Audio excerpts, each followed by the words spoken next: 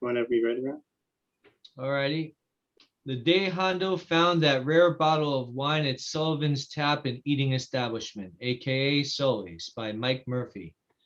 Interior Sullivan's Tap and Eating Establishment, evening. Sullys is a Boston-based pub with several tables clustered around a large central bar with many stools. Sully, the owner wearing his trademark red vest, is behind the bar dispensing drinks. From the audience's point of view, the front door is open to the relative quiet of the bar. As the door opens, Hank, the greeter, a bear of a man with an Irish brogue, approaches the viewer, who is treated as the customer in all of Hank's scenes. Welcome, friend, to Sullivan's Tap and Eating Establishment. The name's Hank, and I'm the host here. Are you a visitor to our fair city? Well, have a seat. How's this one? One of our finest tables. Hank pulls out a wooden chair for the customer. Be comfortable. May I guess that you want to hear the story? The story? I thought so. Yes, Sully got a lot of press on that. He's a shrewd businessman, that one. He played it for all it was worth. It brought in a lot of thirsty people. Name your poison. Not to worry, at Sully's, new customers always get a free first drink. Well, I know you're new here. I never forget a face. That's part of the reason I've had this job for almost 20 years. A lesser memory would cost Sully a fortune. A Guinness? Huh. Good choice. I'll be right back with your brew. Being a Tuesday night, it's kind of slow, so I can tell you the whole story. You're in for a treat, because I've just the ever-loving Blarney Stone tonight. Dissolve 2, Interior Sullivan's Tap and Eating Establishment, moments later. Here you are. 1 Guinness, fresh from the tap. He puts the glass down at the customer's table. Do you mind if I sit with you? Thanks. These dogs of mine are getting old. He sits. Ah, much better. No worry. Oh, yes. You wanted to hear about the big day. Well, fortunately for you, most of the main players are here tonight. The big guy behind the bar, the one in the vest, that's Sully himself. No doubt you saw his picture in the papers or on the idiot box. The guy with the curly red hair on the corner stool, that's Hondo. It was he who discovered the thing in the first place. And that skinny guy with the gray hair in the other corner, that's Patrick Muldoon. Where to begin? I've told this story so many times, but I'm always wondering if I can tell it better. Beer nuts? No? Okay.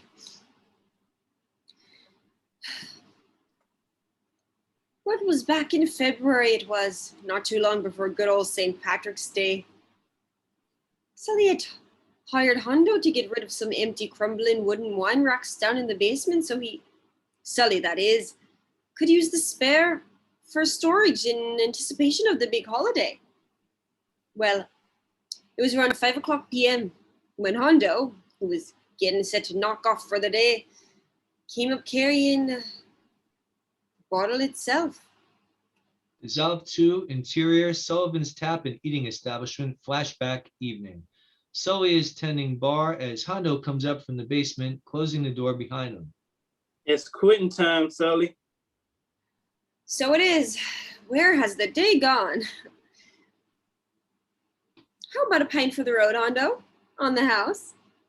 I don't mind if I do. That's thirsty work. I'm doing down in your basement. Hondo sits down at the bar. I'm sure it is. And I'm grateful, old friend. Let's see if you're still grateful when you get in my bill. Sully places the glass of beer on the bar. Here you are. Ah, come to Papa. Nectar of the gods, that is. Did you run into any trouble downstairs? A few splinters, maybe nothing. I can't handle. Will you be wanting the old wood from this racks? Those ones? No, I was gonna toss it out. Why? I was thinking I'll bring it home for my wood stove. It should burn nicely. It's all yours. Yeah. How old are these wine racks down there? I'm not sure. Pretty old. I don't know how some of them are still standing. A few of them are so old that they fell apart when I when I breathe on them. With your breath, I don't wonder. Good one. How long has this place been a pub? No one really knows. Before it was Sullys, it was O'Brien's. Dad, it was Finnegan's. I know those wine racks were down there in Ian O'Brien's time because I used to work for him. In all my years tending bar for him, I don't think I ever got anything out of that wine cellar. Then this belongs to you. Hondo places a dusty wine bottle on the bar. A bottle of wine? Where'd you find this? It was in one of the racks. It kind of flipped up in the air when I started pulling the wood apart.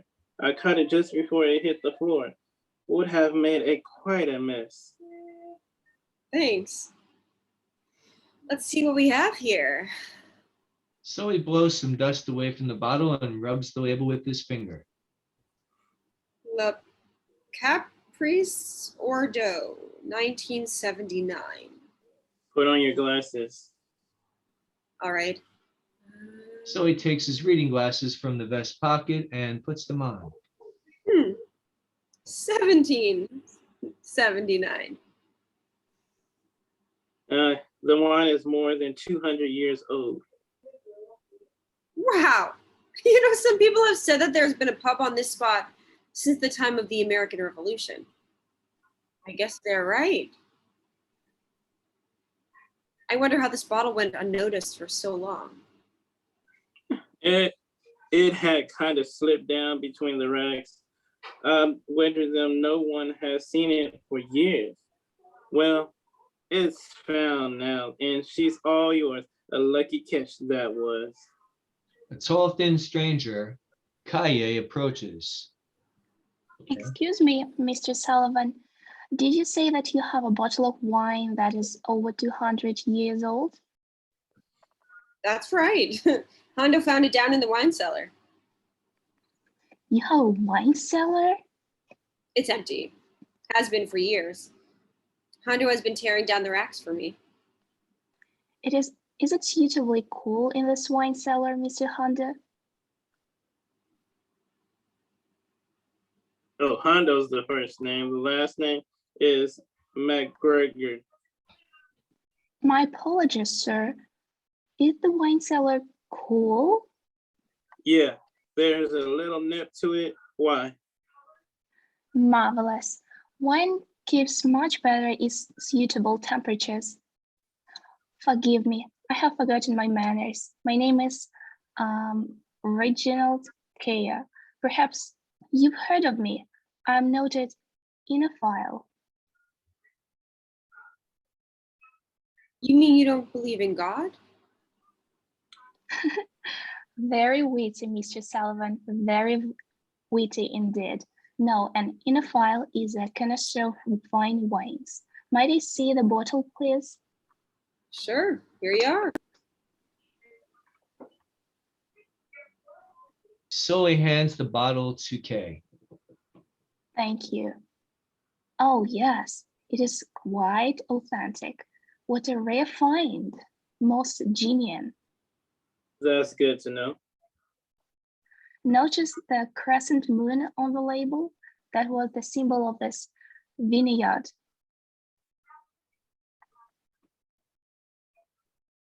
Oh, the bottle and the cork appear to be completely intact, even after 2 centuries. Marvelous.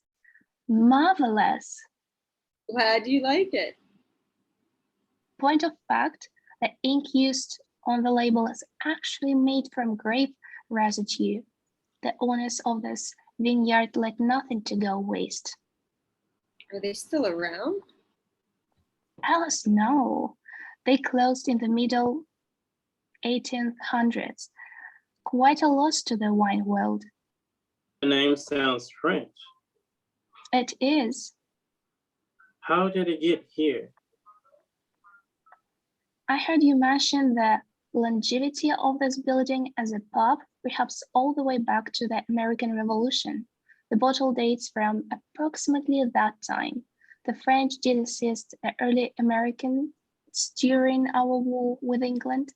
I can only assume this wine came over from France during that time. The contents of this bottle must be ambrosia. You're welcome to some, Mr. Clay. I was going to chill in the fridge for a day or so. Then Hondo and I were going to have a snort.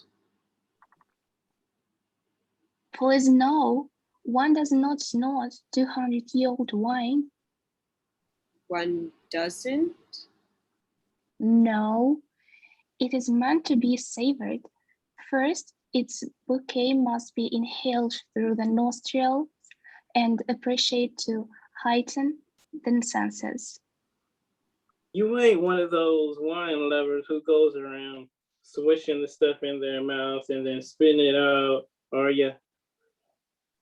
I have been known to do that on occasion.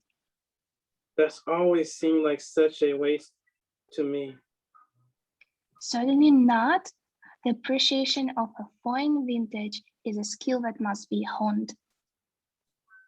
Spitting is a skill. Mr. Sullivan, might I convince you to part with that bottle? You want it? Indeed I do. I'll give you $1,000 for it. $1,000 for one bottle? If there are more down in the wine cellar, I will happily purchase them as well. Hondo? No, just this one. I didn't see any others. What do you say, sir? I'll write you a check right here. If you prefer cash, my bank is down the street. Are you sure of this? $1,000 for one bottle of wine? Most certain. You've got it. A rotund stranger, Wilson, approaches and intercepts Sully. $2,000. $2,000. Wilson, I should have known you'd be here to try to squelch my moment of glory. And it's a good thing I am. To think that you were going to cheat this humble barkeep for such a rare bottle, a mere $1,000. Shame, Reginald. Were you trying to cheat old Sully? Certainly not. Lamont Wilson at your service, Mr. Sullivan. Hiya. This is Hondo. He found the bottle. How you doing? Charmed. May I see the bottle? Sure. Sully takes the bottle from the reluctant Kay and hands it to Wilson. I've already looked it over and pronounced it sound, Wilson. And since when do I or anyone in the Wine League of Boston trust your judgment? Your duty. My offer stands, sir. $2,000. For one. 3,000. 4,000. $5,000. Whoa. Hold on here, gents. It's not that I don't appreciate the offers. I do. But this is getting out of hand. $6,000. What is up with you two? You obviously know each other. Aren't you friends? Friends. Bah. Perhaps briefly in our boyhood years, but not now. There are no friendships in the world of wine. That's too bad. If you must know, Reginald and I have always been rivals in the field of wine appreciation. At one time, his reputation was stellar, unparalleled. At one time? But since the Cabernet incident of 2013, well, need I go on? There are rival wine drinkers? We're not merely wine drinkers, Mr. Sullivan. We appreciate all things wine. The firm spring of some unpicked grapes ripening in the morning sun, the slow application of the label onto the bottle, the first whiff of the pleasure that awaits the palate once the cork is so delicately withdrawn from its bottle. All of these things and more make the senses sing out for joy in remembrance of that first day of creation when God Himself made the grape. That was the first day? I believe so. My bid is now $7,000. Guys, I need you to both cool your jets for a minute. I beg your pardon? I need you two to calm down. Take a breather. Couldn't you two share this bottle? Absolutely not. Perish the thought. The very idea that I should lower myself to That is impossible. Being a gentleman, I just thought I'd ask. So this little bottle is a very important object of art, huh? Most assuredly so. Why would we be bidding such figures if it were not? $8,000. Holy cow! Whoa, Sally. Gentlemen, if this is such a rare thing, I need to promote it before I sell it. I don't understand. I'll bet that some of the local news people would love to hear the story of the 200-year-old bottle of wine that was found at Sullys' tap. Good thinking, so. Please, please don't. Why not? It'll be good publicity for the joint. It's not every day something like this happens. It'll bring in thirsty mouths. But publicity will also bring out others, less reputable bidders. Precisely. He's got a point. I hadn't thought of that. Tell you what, I give you my word that I won't sell this bottle to anyone else if you two do what I say. You promise? Sully's word has bond. You can take that to the bank. How long will you need for this publicity campaign? I would think a week, maybe two. 2 weeks? I'll keep the bottle safe for you. Could it be put back in the wine cellar from whence it came? Sure. Under guard? Guard, are you kidding me? The publicity campaign is bound to bring some undesired attention to the bottle. Don't you get your feathers ruffled, Mr. Wilson? Aside from a few bar fights after some football games that didn't turn out the way some of my patrons wanted them to, Sullys has never had any problems, and we're not about to start. I can deal with anything the publicity sends my way. Very well. I trust your business acumen, of course. Likewise. There's only one problem I see. Problem? What? What problem? The way you two have been throwing around the bucks, it's clear to me that you're going to keep one-upping each other so you can own this bottle. You can count on me for $1,000 more than whatever this charlatan bids. Charlatan. I will always outbid Wilson, Mr. Sullivan. I urge you to choose me for this delightful vintage. I did approach you about it first, after all. See what I mean? You two used to be friends. We were young and foolish. We're more mature now. Our palates are much more discriminating, and our taste with whom our time is spent. There's going to have to be some other component to this sale, more than just the money, so I can make the decision. What are you suggesting? I'm not sure yet. I'll let you know when I am. Dissolve to interior Sullivan's Tap and Eating Establishment later. And so the publicity campaign began. I think Sully was a trifle overwhelmed by the attention. Everyone wanted to see the bottle, to touch the bottle. At least a half a dozen of other people contacted Sully about buying the wine, but he had promised it to either Mr. K or Mr. Wilson, and he stuck to his word, as was his habit.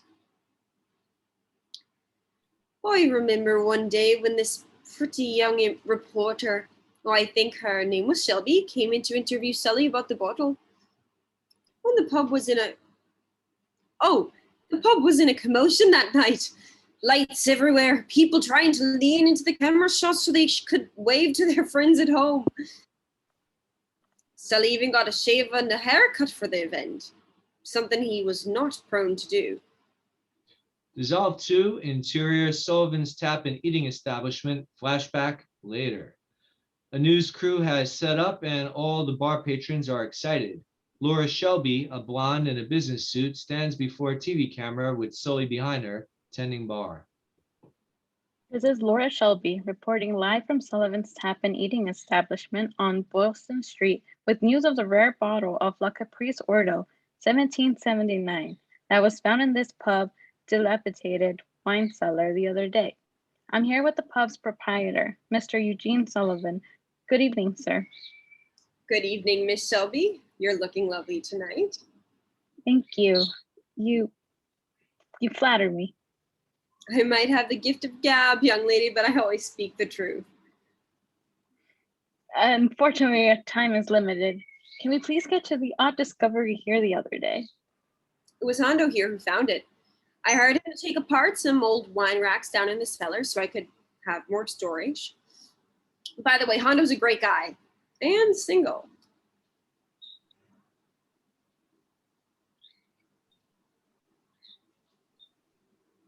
Hondo? Your sound. Yeah, I'm certainly in pretty well off. That's nice to know.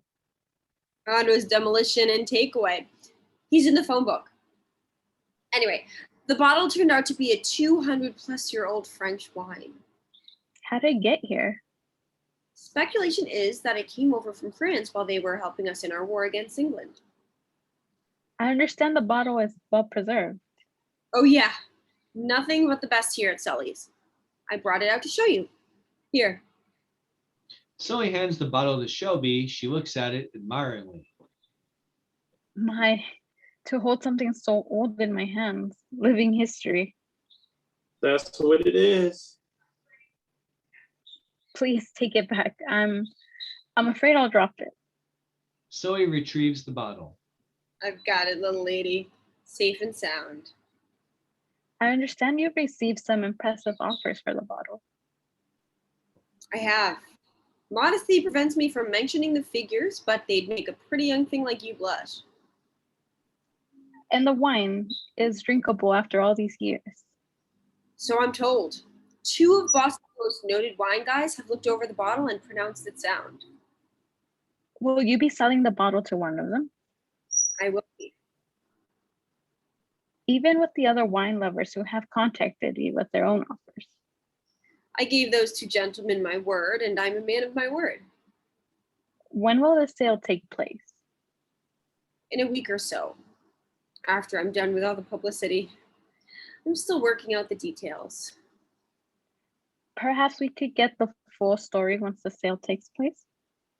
I don't see why not. I'd be pleased to have you grace my pub again. For Eyewitness News, this is Laura. Just a moment, miss. Yes? I only wanted to add that Sullivan's Tap and Eating Establishment at 254 Tremont Street is open every day from 1 p.m. to 2 a.m. New customers get a free first drink, their choice. That's very kind of you. It's the way we do business here. We're always looking for new friends. Come one, come all. Don't be shy.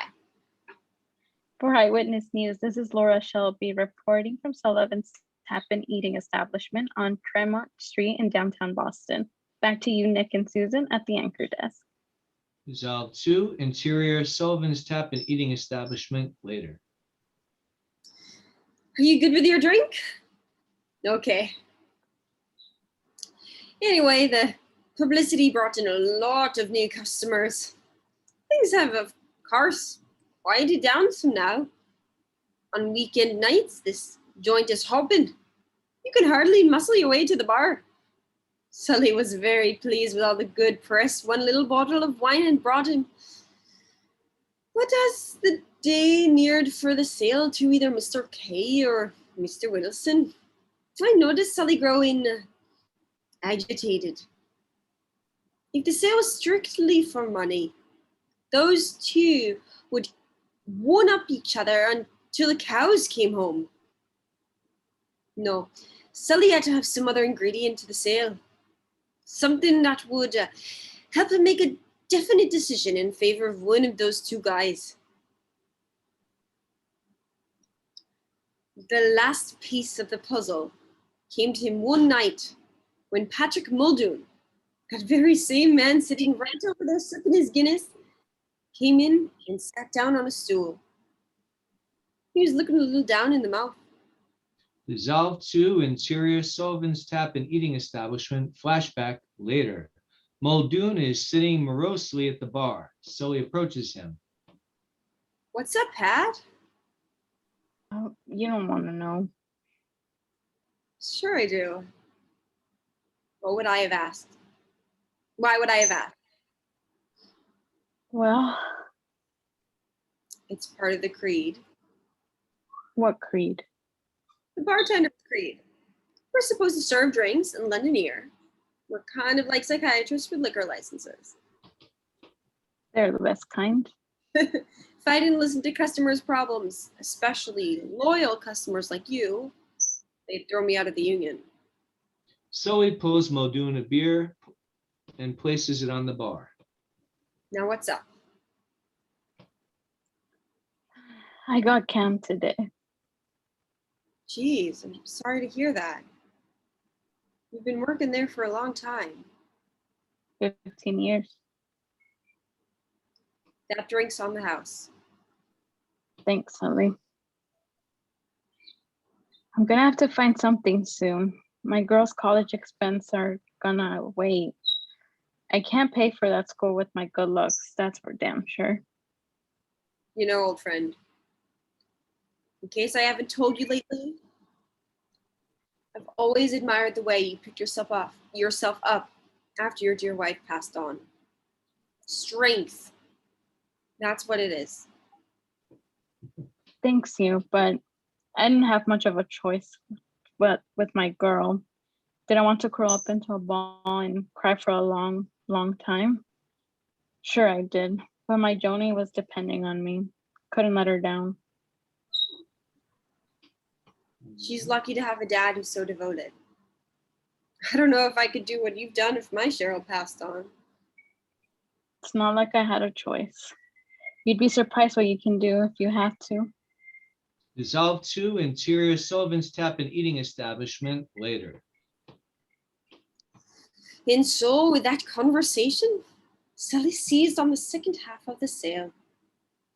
He knew what the two wine lovers would need to do in addition to forking over the greenbacks. At the end of the 2-week publicity campaign, he called Mr. K and Mr. Wilson to his office at the bar and laid out the conditions. Dissolve 2, interior Sully's office at the bar, flashback evening. Sully, Kay, and Wilson are in Sully's office. That doesn't seem reasonable, Mr. Sullivan. I find myself forced to agree with Mr. K. Shouldn't we just be able to bid and bid until one of us drops out?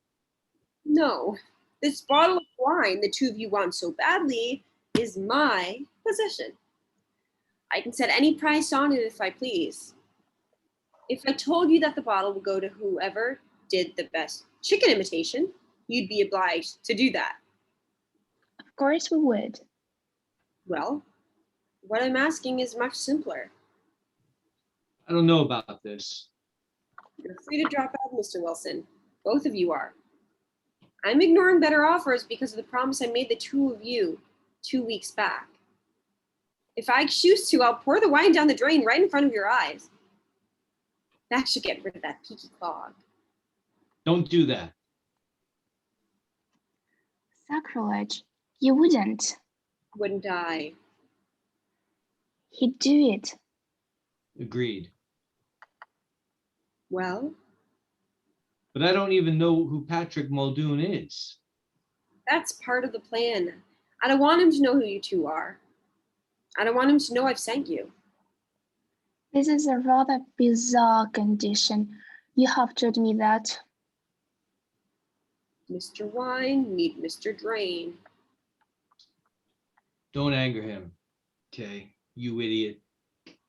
I'm sorry, very sorry. Apology accepted. So you agree to the terms of sale?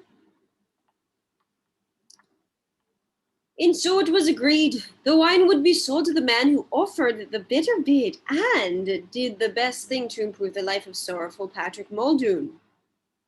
Yes, that's him right there. How's that? He's doing bitter now. You still okay with that? Drink? Peanuts? Okay. They're right there if you want them. Alrighty then. Let's be getting back to the story. It was a few days later that a very confused Patrick Muldoon bellied up to the bar. Dissolve 2, interior Sullivan's Tap and Eating Establishment, flashback later. A confused Muldoon is sitting at the bar. Sully approaches him. Guinness, Pat? Please. If you don't mind me asking, friend, are you feeling well? I'm fine, Sully. Thanks. Just confused. Sully draws the beer from the tap and places it on the bar. Here you are. That should be good for whatever ails you. Thank you. What's confusing you? Tell me. I've had some mysterious thing happen lately. Bad things? Oh no, very good things. As a matter of fact, Then that's okay. good, but confusing. Someone paid Joni's tuition for me, just stepped off the elevator at her college, pulled out a wad of bills that could choke a horse, and paid every dime. Didn't give his name, just paid and left. The lady at the financial office called me. She couldn't believe it. Don't say. And somebody sent me a mess of groceries. Good stuff, not the store brand I'd get. I won't need to go near the market for months. Then yesterday, a guy plowed my driveway. He said someone had paid for it. Sounds like you have a secret admirer. Can't you just be grateful and accept what's happened? Don't get me wrong, I am grateful and accepting. It's just my pride. I had forgotten what a prideful man you are. It's always been tough for me to accept charity from anyone, even a pal like you. You remember back when my dear wife passed? Do you recall what you wanted to do for me? I wanted to lay you some dough until you got back on your feet. That's right, and I turned you down. Yeah, you did. And that was as low as I've ever been. I'm low now, but not so much. Kay and Wilson slowly approach Sully and Muldoon. I didn't think of that. What was that? Good evening, Mr. Sullivan. It's the big day, isn't it? What are they talking about? I'd like you to meet Mr. K and Mr. Wilson, your benefactors. Pleased to finally meet you, Mr. Muldoon. Charmed, sir. You paid for Joni at the college? Guilty as charged. And the groceries? That was my doing. The snowplow? Me again. I've always abhorred manual labor, and I understand that your back is rather delicate. Have you received the fruit baskets yet? Baskets? Maybe when you get home? Ooh, why? Mr. Sullivan?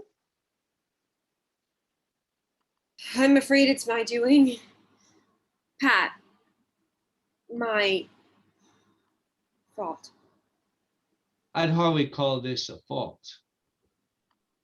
You, Sully? Why? You heard about the bottle of wine? Of course, who hasn't? Well, both of these guys want to buy it, and the offers were flying fast and furious. I knew they'd just keep one-upping each other unless I added an extra condition to the sale. When you came in after being canned, I figured that doing something good for you should be the other half of the equation. So, gentlemen, all these good things you did for me, the tuition, the groceries, the snowplow, Don't forget that fruit basket. all of this was so you could buy that bottle of wine. Precisely. Very true. I'm sorry, Pat. I forgot about your pride. I thought I was doing a good thing. Don't worry about it, old friend. Your heart was in the right place. So, Mr. Sullivan, is this ordeal now at an end? It is. Then I bid $10,000 for the bottle of La Caprice Ordo. Sold. Splendid. I object. You didn't give me time to contribute. I offer. No more bidding. 10,000 bucks has been bid and accepted. Too bad, Reginald. I think you momentarily when I partake of this excellent vintage. This is unfair.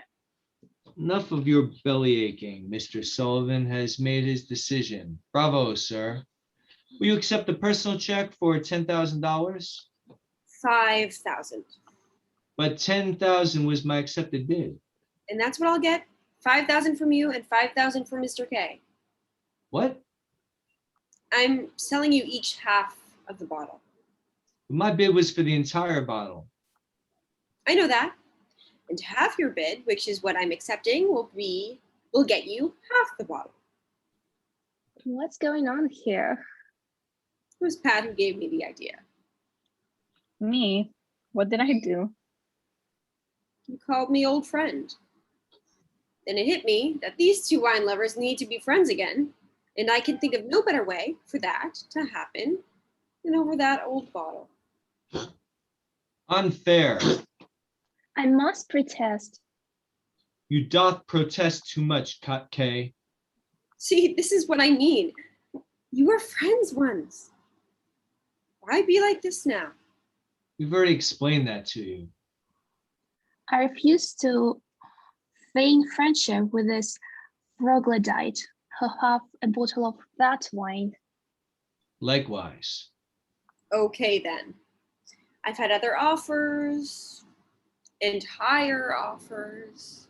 You wouldn't. Watch me. But you promise to sell only to us. Was valid if you obeyed my terms, which you're not doing. This isn't fair. That's my offer, and it is my wine. Each of you have half the bottle for $5,000. Take it or leave it.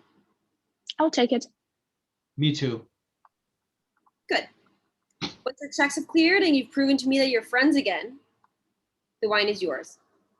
You can work out a place to enjoy it together. Maybe right here. When will that be? You're both in here pretty often. I'll be watching you. I'll know when you're really friends and can share the bottle. Don't try any funny stuff. I have a very good BS detector. I am not sure I know how to be friends with him. You could take a page from Sullys and my book. We've been pals for years. I don't know if such a relationship is possible. If you want the wine, it better be. I suppose we could be civil. That would be a start. Why don't you do something friends do together? Like what? Go to the game together, The Patriots are Sports perish the thought. The symphony. Now that's a possibility. But I choose the performance. We'll both choose. What will happen to the wine until we are out. precisely? I'll keep it down in the wine cellar. It will be safe and well chilled. But with the work that Mr. Hunter is doing now down, I'll make sure he knows about it. The bottle will come to no harm. Shouldn't you two friends be going? Dissolve 2, interior Sullivan's Tap and Eating Establishment later. And that brings us to the present. No. Kay and Wilson are still trying to learn how to be friends. I guess some people take longer than others. How's that? The bottle is safe and sound in what's left of the wine cellar, just waiting to be drunk. Hando's all finished down there, and Sully has moved in his stock in preparation for St. Patrick's Day. The wine will be ready for those two guys as soon as Sully deems them friends. So that's the story. Would you like some fruit? Muldoon sent over those baskets Cade sent him. You should see all the fruit. We're lousy with it. Fade to black. All right, good job, guys. Appreciate your time. Let's talk about the script. I've got to split. I got to take care of something quick. But I'll see you guys tomorrow. All right, man. Bye. Good night. Good night, Good man. night. Okay. no, I think it's a lovely story about, friendship in general. So I really enjoy it. It's quite probably realistic because, these guys were friends, then they decided not to be friends because of their job, and finally they get back to this. So I thought it was a lot of fun. I liked Hank. I liked that setup, how it was, like almost like a godlike figure telling the story, and having him be like this Irish bear of a guy, and like sort of like immediately off the bat representing that sort of like the feel for what you want Sullys to be. I thought that was really cool. I just thought it was like a nice, fun story. Honestly, I loved the concept, the message, obviously. Although it could have been cheesy, it wasn't. I thought it was a really nice read, a really nice put together piece. I thought it was really enjoyable. Yeah, you did well as Hank. I think we read it before, and I don't think anybody did the Irish accent, so that was cool. Sound like you had fun with that. I'm a little rusty, so I am glad I had the opportunity to try it. No, that was good. I mean, you kind of, you was a little back and forth at one point, but it's all right. Janet? Yeah, I think overall it's a cute story. I think we always like reading like comedy, so I definitely saw some of the like the comedic parts of it. But yeah, all these characters, we ended up learning a lot about them, even though the descriptions weren't like too into detail, which is also nice that we got everything and like personalities and everything through like their interactions with each other. Yeah, overall, nice story. How did you acquire this script? Someone sent it to you, but they just couldn't make it to the reading. You Yeah. say you've done it times before, though? Yeah, I've done this one before, so I'll send it over to that person and let them know I'd run over their script again. The first time they was here, so